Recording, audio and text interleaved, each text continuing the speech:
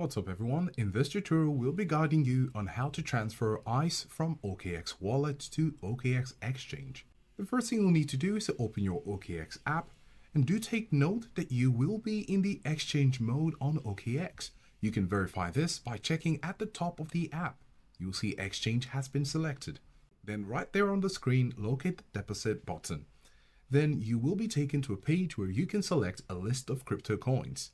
Scroll or search for ICE, which is ICE, and then select the network which you'll be using. This should be ICE-BSC. After this, the next page is going to show you your QR code and the alphanumeric address. Tap on the copy icon next to the alphanumeric address, then go back home and at the top, select the wallet mode. This means that you'll be moving from the exchange mode to the wallet mode. Then right there on the wallet mode dashboard, go ahead and select ICE. Then tap on send.